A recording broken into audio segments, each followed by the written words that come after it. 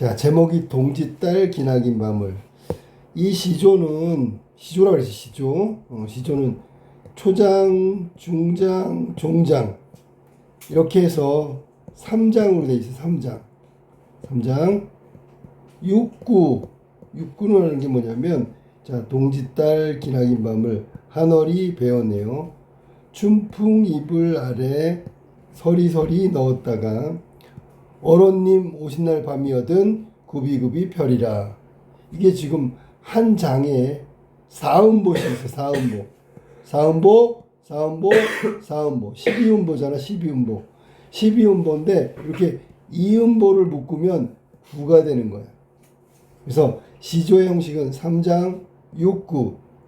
그 다음에 45자 내외라고 그래. 내외가 45자가 안 될 수도 있고 넘을 수도 있어. 왜 그러냐면 시조가 글자 수가 어떻게 되냐면 세 글자, 네 글자, 네 글자. 어떤 때는 세 글자, 네 글자, 어떤 때는 네 글자, 네 글자. 이게 기본 음수율이란 말이야. 기본 음수율, 글자 수란 말이야. 그러니까 4일 때는 45자가 넘을 거고 3일 때는 45자가 안 될 거야. 응? 그래서 간단하게 얘기하면 3장 6구 45자 내외라고 하고, 이렇게 초장, 중장, 종장, 이게 장별로 배열되어 있기 때문에 장별 배행시조 이렇게 부르는 거야. 만약에 이 시조가 예를 들면 하나 둘 이렇게 해서 초장이 이렇게 구로 묶이면 이걸 구별 배행시조라고 하거든. 근데 이 시조는 지금 장별로 초장, 중장, 종장이니까 장별 배행시조에 해당한다. 됐죠?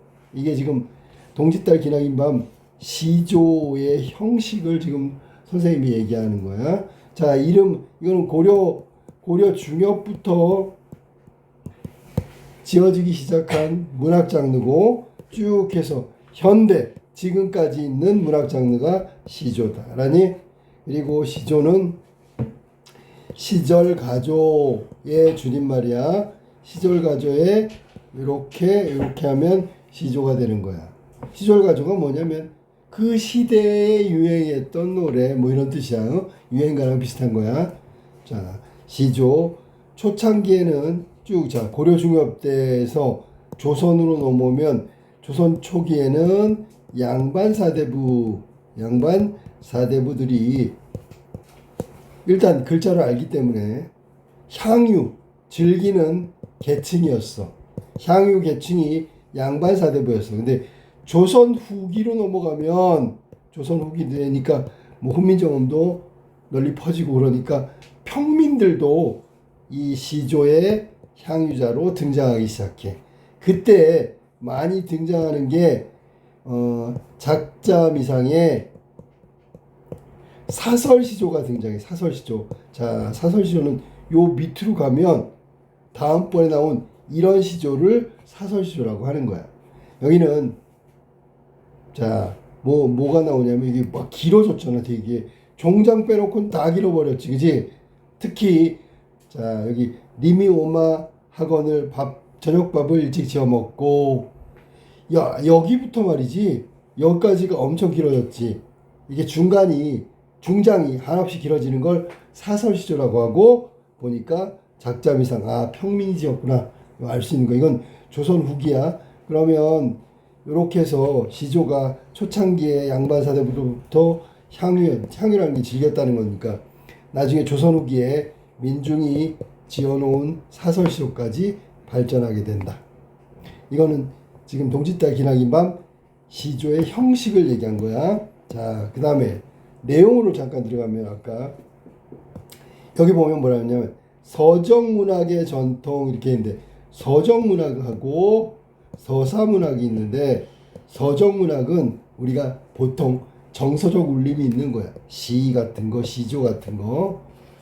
그 다음에 가사 같은 거, 이런 건 서정문학이라 그래. 서사문학은 보통 소설 같은 거, 전설 같은 거, 가전체 문학 같은 거, 이런 것들이 있거든. 얘네들은 지금 전부 다 사건 중심이야. 사건. 위에는 서정시가는 정서 중심인데 밑에 건 사건 중심이다. 이렇게 달라. 그럼 동짓달 기록인다면은 서적 문학이기 때문에 정서적 측면이 강조되어 있는 문학이야. 그래서 여기 지금 화자의 정서 이런 것도 이따 좀 이따 말할 거야.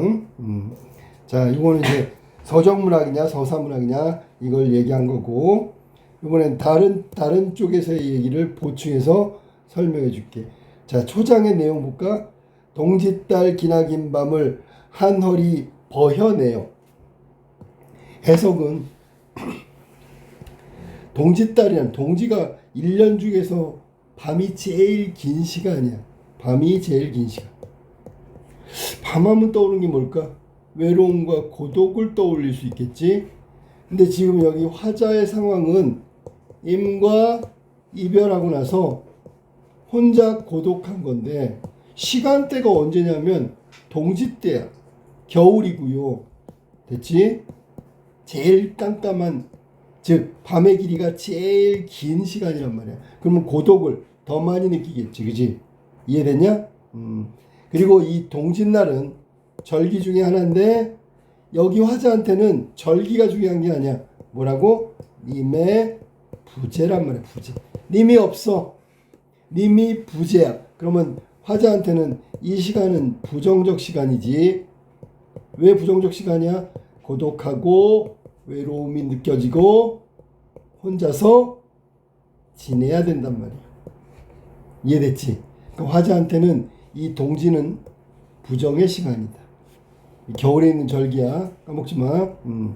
자, 그런데 이 밤이라는 시간대가, 밤은 시간이라고 해도 돼.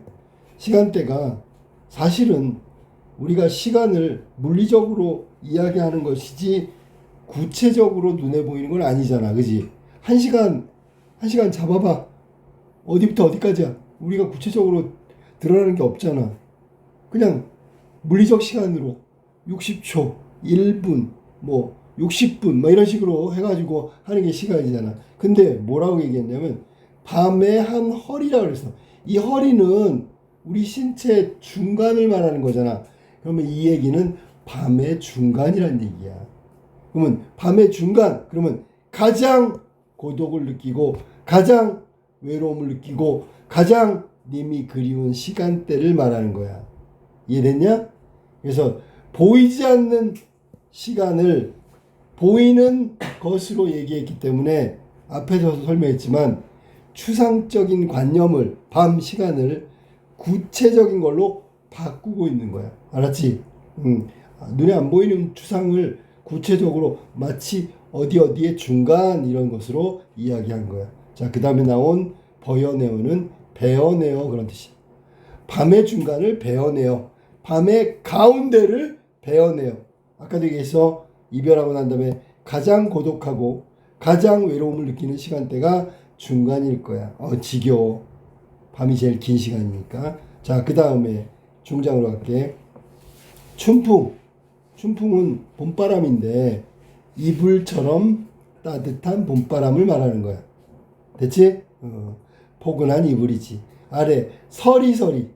자, 앞에서도 얘기했던 서리서리 의태어고, 구비구비 의태어라고 말했어.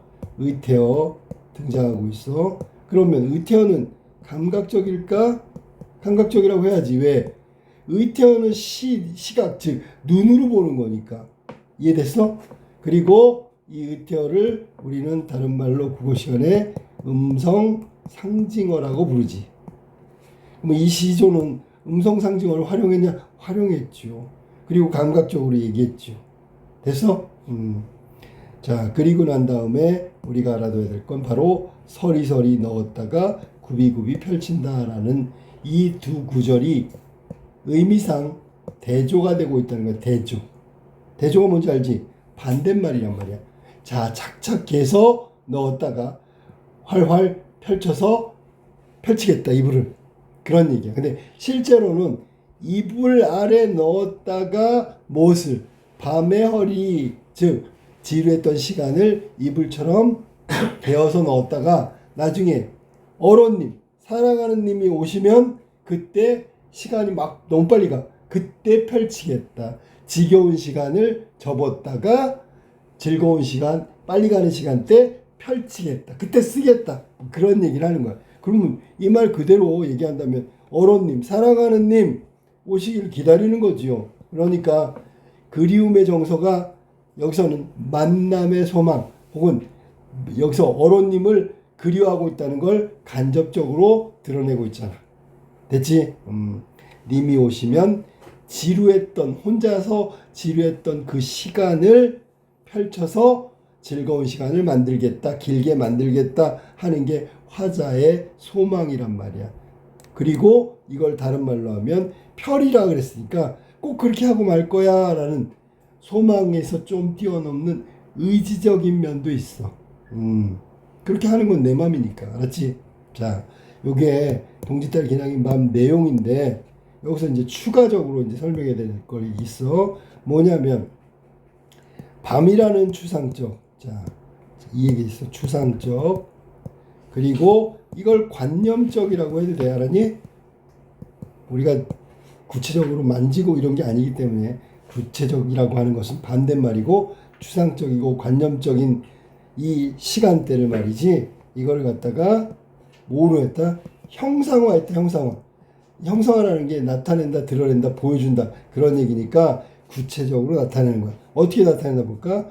밤을 한 허리를 벤데 허리를 중간을 벨 수 있는 건 물건이잖아. 시간대는 아니잖아. 밤은 아니잖아. 근데 마치 물건처럼 벨 거래. 두 번째, 서리서리 시간을 접어서 넣었다가 마지막에 굽이굽이 다 펼치겠다. 시간을 펼치겠다. 이 세 가지가 모두 추상적이고 관념적인 밤, 즉 시간을 구체적으로 형상화하고 있는 거야. 알겠지? 그래서 이 시험 문제가 맨날 나오는 게 관념의 구체적 형상화. 이게 바로 신선한 혹은 참신한 발상이라고 하는 거. 발상.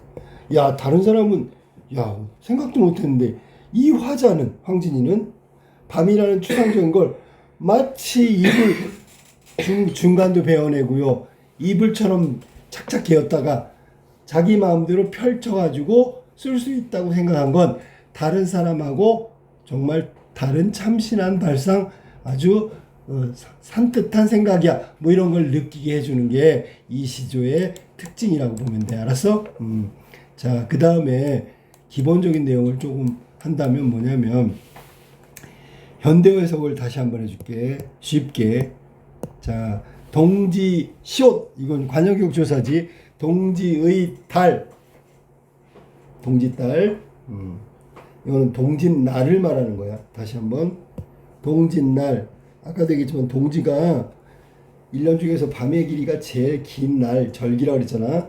요렇게 해석하면 동짓날, 기나긴 밤을, 자, 한 허리, 제일 중간을 베어내어 이불, 따뜻한 이불 같은 봄바람 아래 밑에다가 서리서리 차곡차곡 넣었다가 어른님, 사랑하는 님 오시는 날 밤이 되거든 굽이굽이 펼치겠다. 별이라. 이게 현대어 해석이. 알았지? 그지? 추상적인 개념, 시간. 여기서는 추상적인 개념을 구체적으로 찾아 쓰세요. 그러면 밤이라고 하고요. 이건 다른 말로 시간이라고 해도 된다. 됐죠? 이것을 형상화하고 있다. 형상화. 계속 강조하는 거야. 형상화. 세 가지. 이것도 형상화, 이것도 형상화, 이것도 형상화. 무엇을 형상화했는데? 이거지요. 밤, 즉 시간을 형상화하고 있다. 형상화된 건 이거야. 세 가지. 됐죠?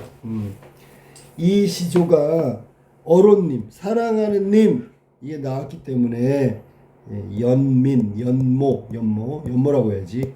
그리워하고 사랑한다, 사모한다, 이런 것들을 이야기하고, 아까도 얘기했지만 화자가 여기는 황진이기 때문에 이 기생의 기생이라서가 아니라 내용상 봐도 이것은 여성적 화자가 맞는 거겠지, 그지? 여자가 더 애틋하다, 정서적으로 그리움이 더 깊어질 수 있다라고 이야기하는 게 일반적이니까 알았니? 그래서 남자는 아니고요. 여기는 여성적 화자가 어울리는 시조다. 자, 그 다음에 여기 나와 있는 것 중에 또 기본적인 거 시험에 뭐가 나올지 모르기 때문에 지금 하나하나 이야기하는 거야. 보충해서. 자, 그러면 여기 나와 있는 자, 또 이야기를 한번 볼까? 다시 한번 뭐라고? 버혀내어. 이것은 베어내어. 이렇게 해석할 수 있고요. 자, 서리서리에 대한 의태어를 잠깐 설명할까? 서리서리라는 게 뭐냐면 너네 그 냉면이랑 국수 있잖아. 이렇게 물에 삶아가지고 물 헹군 다음에 이렇게 해가지고 싹 이렇게 돌리잖아. 동그랗게. 이렇게 싹. 그게 서리서리야. 알았냐? 이렇게 헝클어지지 않게 싹 포개 놓는 게 서리서리란 말이야. 밤의 시간대를 중간을 베어가지고 싹 이렇게 헝클어지지 않게 이렇게 해가지고 이불 아래 따뜻한 이불 아래 넣었다가 뭐 그런 얘기를 하고 있는 거 아니니? 그 다음에 어론님은 사랑하는 님 여기서는 원래 정든님이라고 하면 돼. 알았어? 정든님 이게 동짓달 기나긴 밤의 밤을이라는 황진이의 아주 유명한 시조였다.